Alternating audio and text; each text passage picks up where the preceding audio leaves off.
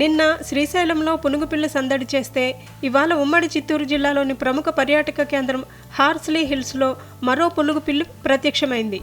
B Kothakota మండలంలోని Horsley హిల్స్లో tourism guest house వద్ద కనిపించింది. ఇనుప కంచెకు చిక్కుకొని ఉన్న వన్యప్రాణిని గుర్తించిన పర్యాటకులు కాపాడే ప్రయత్నం చేశారు. స్థానికంగా ఉన్న అటవీశాఖ సిబ్బందికి సమాచారం ఇచ్చారు.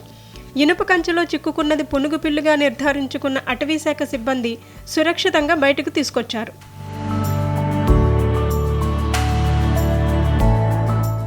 పునుగుపిల్లి నుంచి సుగంధ తైలం సేకరించి తిరుమల వెంకన్న అభిషేకానికి వినియోగిస్తారు. అందుకే ఈ అరుదైన ప్రాణికి అంత ప్రాధాన్యత ఏర్పడింది. అంతరించిపోతున్న జంతు జాతుల్లో పునుగుపిల్లి కూడా ఉంది.